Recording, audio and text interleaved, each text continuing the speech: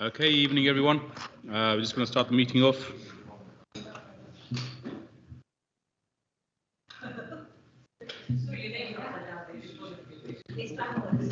I'm being told when you look at it on YouTube, it's the right way around.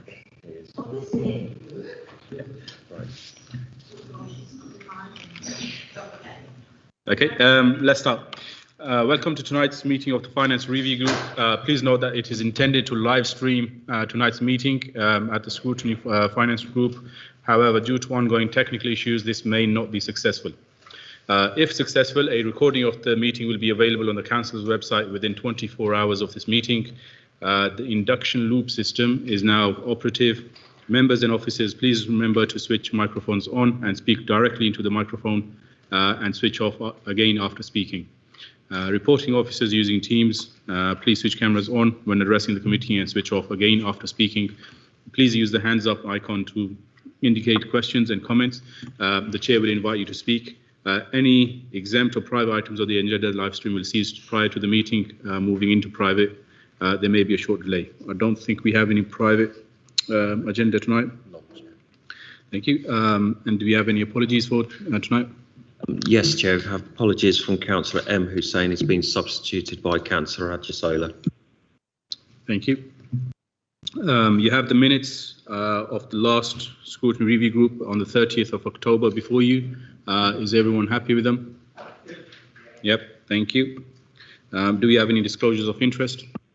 None that I'm aware of, Chair. Thank you. Any other urgent business before we start? None, Chair. No chair's announcement. So we move on to agenda item 8, which is a finance update from Dev. Okay, so thanks, Chair, and good evening, members. So the finance update is regarding the Q2, which is for the first 6 months ending September. The report is coming to executive, so it will be dispatched tomorrow. So and it will be discussed at the 4th of December. The forecast net overspend has gone slightly up, but the core gross deficit has gone down, and it's around stuff in the region of 9, and that's before application of contingency. So we've got the deficit recovery plan will reduce it further, so that will be the update which will be provided at the 4th of December. In terms of the other area, there has been movement, but what we are looking at, because we are getting closer to the year end, we are trying to focus, so we'll be preparing much more regular updates in order to see what is happening and what impact the deficit recovery plan is having. I have to say, when you will see the report, the deficit recovery plan is working, but on the other end, what has happened, as I may explain last time, there's more pressures coming to the system. So those are the things which, as inflation is still high now, it's hopefully it's coming down, interest is still high, cost of living is still an issue. So those are having an impact, and that's why there's more pressures building into the system. So that's what will be presented to executive, and then we'll have a more update on the deficit recovery plan, and then there will be an update on the transformation program as well. So we, as you are aware, we've got an external firm of expert looking at working with us, and there will be a high-level update on the transformation program, because the full report on the transformation program will be coming in the January executive side by side with the budget. So it is very much aligned. So a lot of work which is happening in the background, the current deficit recovery plan, the transformation program, some of them there's overlap. So just to reassure you that it is top of priority of officers to make sure we work towards delivering a balanced budget. But as I said, it is a challenge. It is a challenge, and that will be a challenge for 24-25 as well. But we'll keep FRG and executive up to date. Yeah, so that's my update. And then once we get the report, which goes to executive, so the next FRG will bring the full detailed report, which is a copy of the executive report.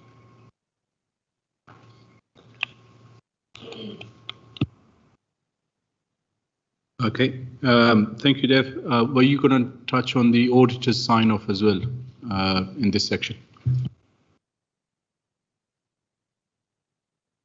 Chair, in terms of audit sign-off, as I've mentioned to members last time, there has been discussion, but there has been much in terms of improvement, in terms of progress on that, because as we said, there were 2 additional issues which was brought by external auditors. We provided all the information, and we met, myself and Robin. We discussed in great lengths, and there is another meeting which is being arranged between the auditors and ourselves.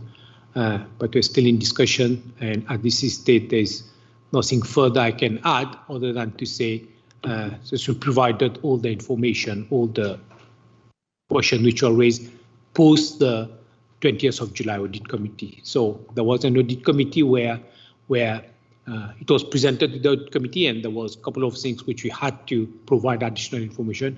We provided those information, and on the 5th of October, auditors raised, as I've mentioned, a couple of more queries which we've provided as well those information. So that's where hopefully in the next meeting I'll be able to give more update, but we are in sort of discussion with the auditors right now. Yeah. Councillor Mahmood, you wanted to come in with a question?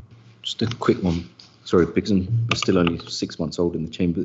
I was reading in the Guardian, there was about half a dozen councils that had 5 years worth of audits not signed off, and Luton was one of them. Are you saying so all 5, like, in terms of timescale, how long it's going to take?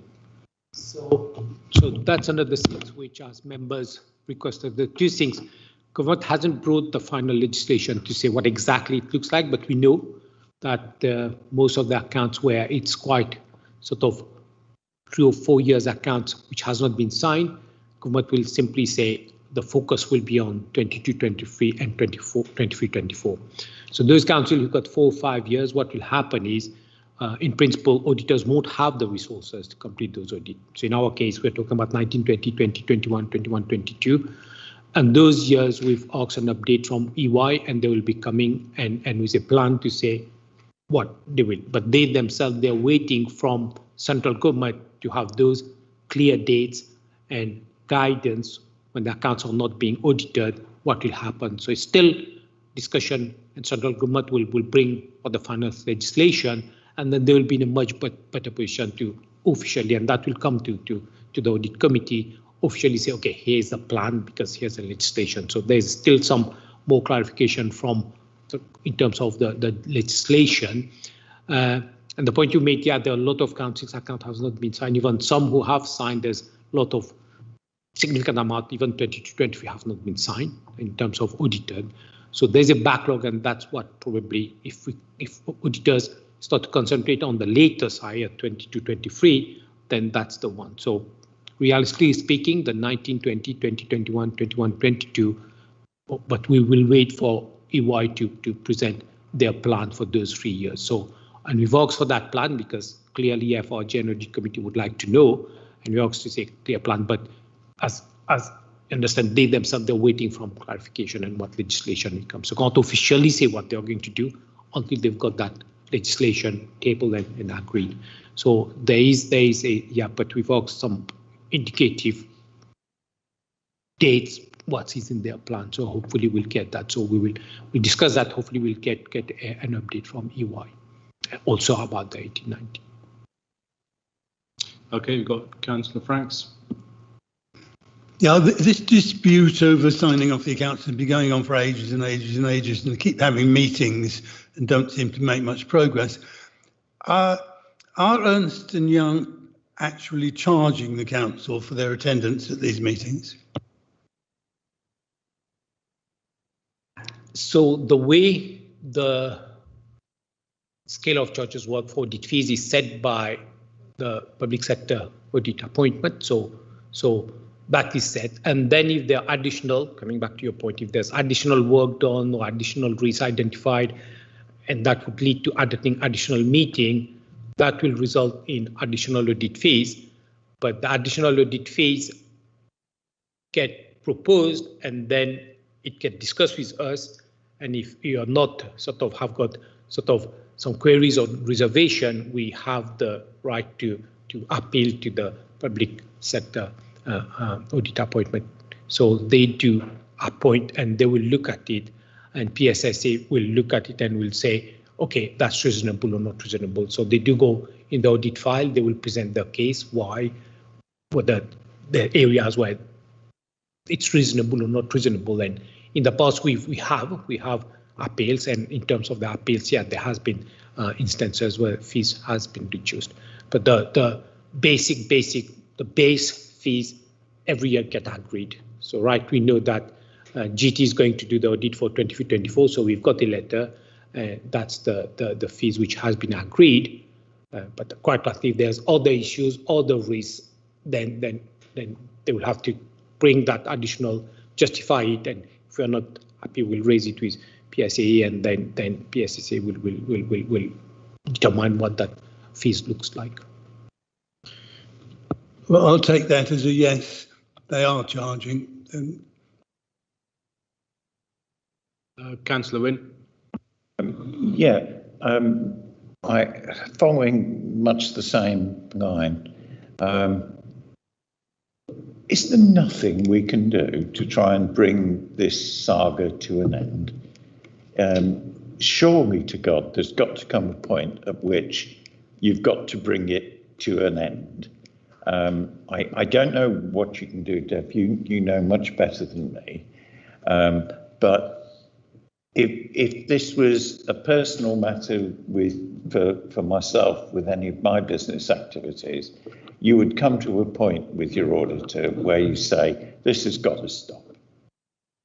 Is the council not in a position to do that? Because we're still looking for when it is that we'll get signed off accounts. And it's just getting crazy. Just to come back is when we at the audit committee where auditors presented what you call the annual audit results report. That was back in 20th of July, and at that time, I think we thought we are close. We are everything was discussed, but then there was those issues raised. And coming to your point, we are reaching that point where the council and auditors will simply say, okay, but there are a couple of areas where we did agree to disagree with auditors, and it was okay. So there was the infrastructure assets with a sort of council local government wide, so not just we say fine, because central government understand infrastructure. They themselves are bringing legislation and dispensation to make council sure that these issues auditors and the local government can resolve, because they will bring that. And there was about the intent of this year. That's as well with agree, because we've said the auditors of the subsidiary companies, they are comfortable with the treatment in the subsidiary accounts, but EY had concern about the treatment. So it's about, okay, we can't go against two auditors there. So we agreed to disagree on those. So we were very close, and then there were some additional things which we had to provide, which we've done, but at this stage, they've brought two additional issues. So they've discussed it at their level as well. I think we are coming to a point where we have just to, as points it, to bring the matter to a close. And I think that's why my aim and Robin aim to do that. Yeah. Just as a follow-up, could we not involve the local government association or anybody else, any external group, council type body to put pressure on these auditors? Because to me, it just seems so ludicrous.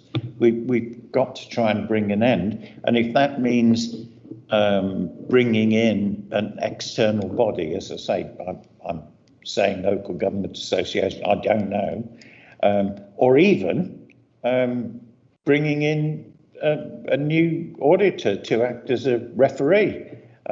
We need to do something, surely, to bring it to a head. I think these are ideas probably, yeah, but the way it works is you've got your auditor, they are external, they've got professional, they've got their own professional judgment, they've got their own professional opinion, which you have to respect. And there's a contract between us and PSSA, and that's contract. We can't change auditors, no, because that's not something you will do. You should change auditors unless there's something serious, and then yeah. Can you escalate to LGA?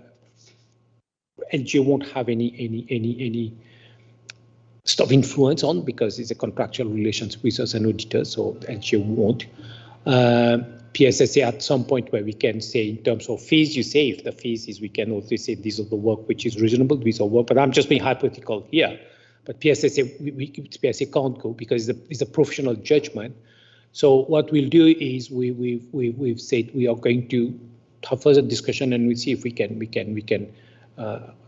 take further steps and escalate to yeah. But right now we haven't reached that point yet. Hopefully we can get some resolution, because as I said, we are in disagreement on a couple of things which they've brought, because we saw 20th of October, we are all in agreement, and then those couple of things which we brought, we provided all the evidence, but yeah, it's taking everybody's time.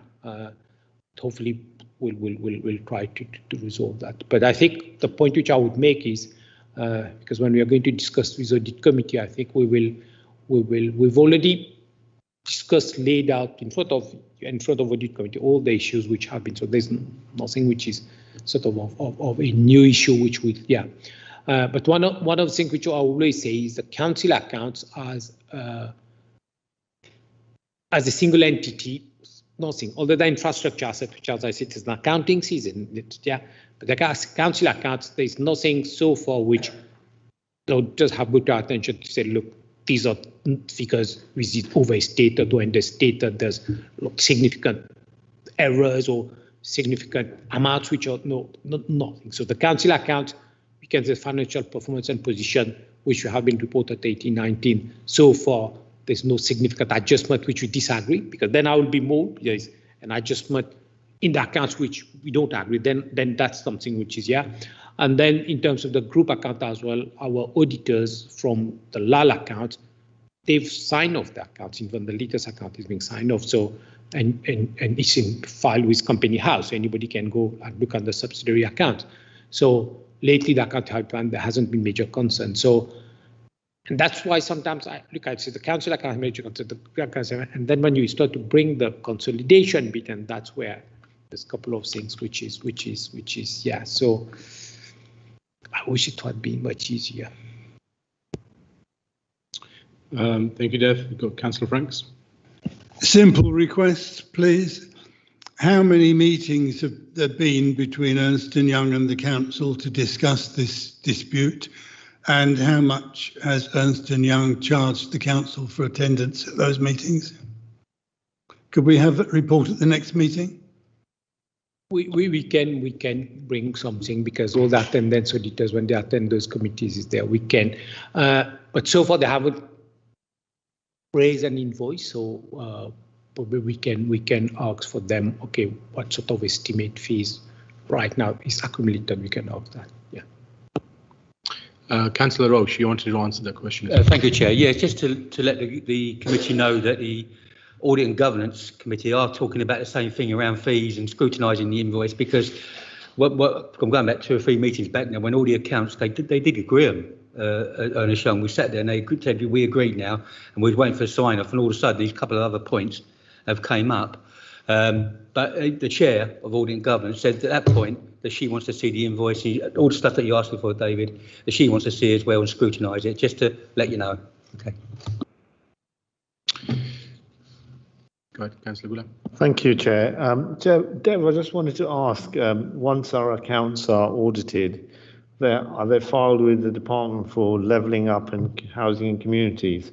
And surely, are they not chasing us in asking us what's happening if we've got accounts, 5-year-old accounts not signed off?